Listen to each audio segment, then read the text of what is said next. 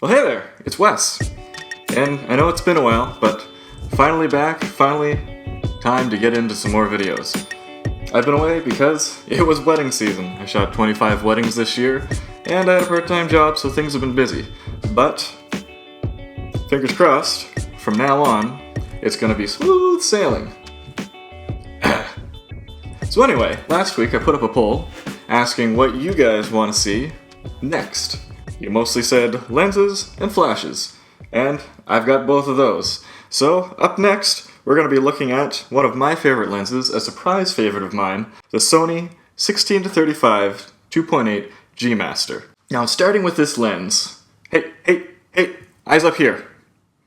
Okay, fine. Hit the B-roll. I'm starting with this lens because I consider it to be the least controversial of all the lenses in Sony's lineup. At least that I have and that I have tested. Now, why is that? Well, it's quite simple. It is the most well-rounded, best, easiest to recommend lens. Except for one caveat, and we'll get to that in a minute. So we're going to break this down, keep things orderly. We're going to talk about build quality, image character, autofocus, and value. So, first of all, because some people like to see that, we're going to talk about what's in the box. This is the box it comes in. It hasn't been in this box in quite some time. I have shot many real estate and commercial photography gigs with this, 25 weddings with this in my bag. In the box, we have the old lens pouch that comes in every Sony box for whatever reason.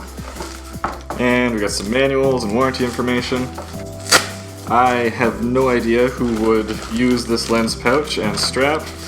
You can see, it can strap to your belt if you so choose. I guess that I am a bit of a nerd in that I use the spider holster to clip things to my belt, but let's not get too far into that. We'll talk about that another day. First of all, the build quality of this lens is quite good. It feels a little bit plasticky, but that is for a reason. It cuts back on weight, and some of these new plastics have just phenomenal strength. It's not the way it used to be. We're talking about space age stuff here. We look a little closer.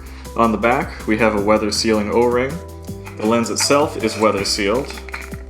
On the front, you'll notice that the front element doesn't bulge out, and so you can put standard filters on it. It comes with a locking lens hood. The lens itself does extend when zoomed. However, it is a very nice smooth motion, and it's not going to move around on its own when it's in your bag or when you're hanging from the end of the lens. Manual focus ring, very smooth as well. Not the heaviest motion ever, but I don't do a lot of manually focusing with this because I shoot it on Sony A9 and focus is pretty reliable. As far as switches and buttons go, pretty simple. We have the customizable button, you can use that for IAF or whatnot, and autofocus, manual focus switch. That's convenient to have. What this does not come with, which a lot of Sony's high-end lenses from these days come with, is aperture ring. Yay! I hate aperture rings. I'm going to talk about this more in a later video, but I find that they are more trouble than they're worth, because the way I set up my cameras, I have shutter speed in the front, aperture in the back, ISO on the wheel. At which point, what's the point of having an aperture ring? On all my aperture ring lenses, I just bump it knocks it to f16 or f22. I can't figure out why things have gotten so dark. I mean, I figure it out in less than a few seconds, but still, it's just an annoyance for me. Just a matter of preference. You probably think I'm just being stupid, but I would much rather not have that ring get in the way. So, as far as build quality goes, I like it. It's great, solid, weatherproof package, 10 out of 10. Image quality. Now, I could pixel peep this all day, but there are lots of people that have already done that. That's not what you're here for. You're here because you want to hear what I think about this lens. At least I hope you are. If not, then you might as well get out of here right now. So go to DP Review, Camera Labs, or DxO and find someone who's pixel peeped it already. But what I can tell you is this thing is sharp. It is incredibly sharp for a zoom. It is the sharpest zoom I own. The only other zoom that I have used that comes close to this is the 70-200 G Master, which I'll talk about another day. An important thing about the sharpness of this, it's not just sharp in the center of the frame, it is sharp corner to corner through the whole zoom range. Around 16 millimeters, the very edges of the corners, they do start to muddy up just a little bit, but I have lots of prime lenses that are much softer in the corners than this is at any zoom level. So that is impressive. There is some distortion. People have said that there's almost no distortion in this lens. That's kind of hooey. At 16 millimeters, you've got some barrel distortion. It actually verges on being mustache distortion. It's fairly easy to correct in post, but it's by no means a distortion-free lens. Along with that, there is a little bit of vignetting, especially at wider angles. Again, easy to correct. As far as lens flares go, and I'll talk a bit more about this a little later, it's fairly well controlled, not the best, but it is a wide-angle lens, so there's only so much you can hope for.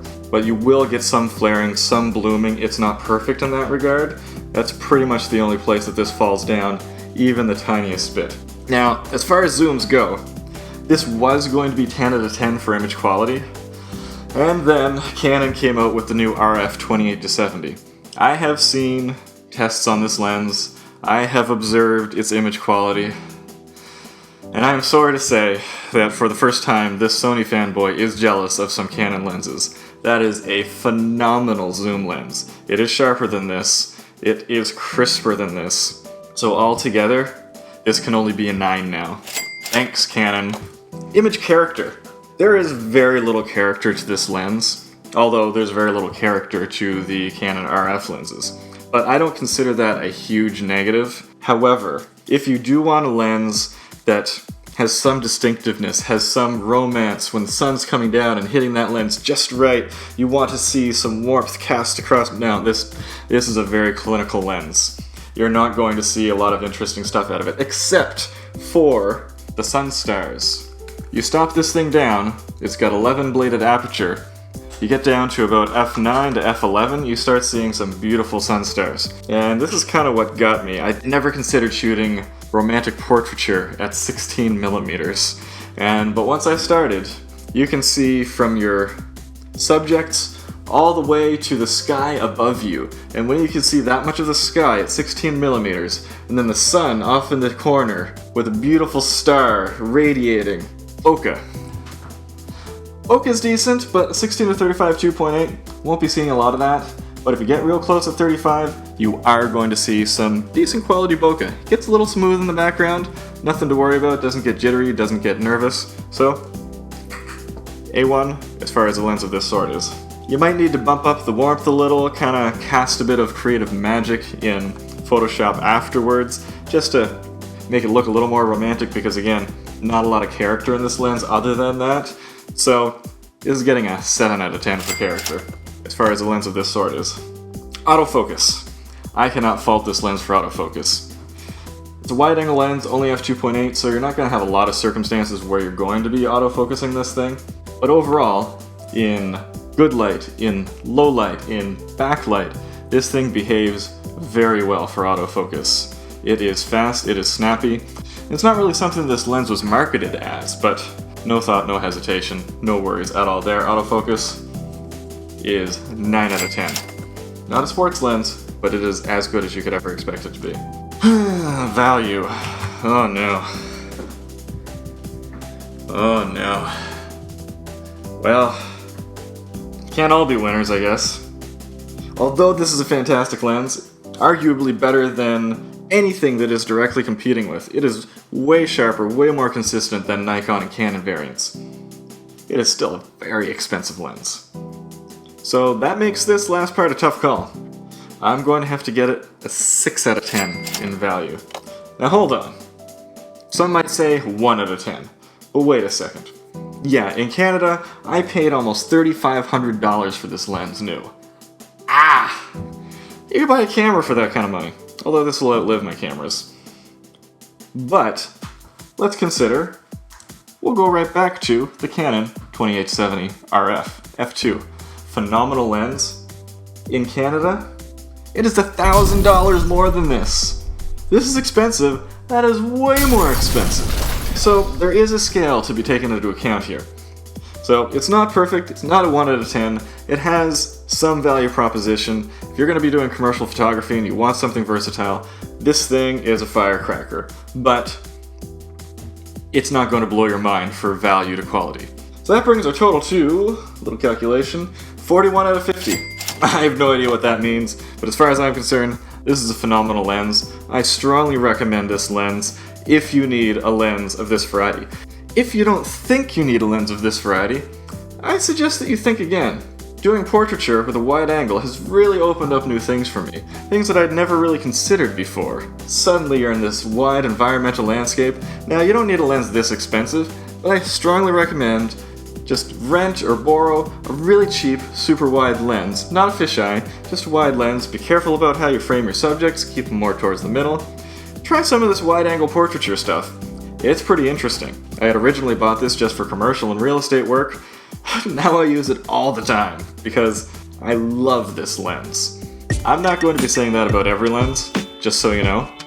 Like and subscribe now, because I'm gonna have some unpopular opinions about some upcoming lenses that a lot of people try to say are flawless. No lens is flawless, and lots of lenses have pretty glaring flaws that people try to ignore. We're gonna talk about that stuff. I think every week there should be a new video. We're going to talk about something new. If you have a suggestion, want to see me talk about something, leave it down in the comments. Any questions about this lens? Down in the comments. You may or may not have noticed, I hang out in the comments more than a lot of creators do, because I think it's important to interact and actually get a feel for what's going on. It's actually turned into a bit of a tech support blog down there. But, until next time, go take some photos!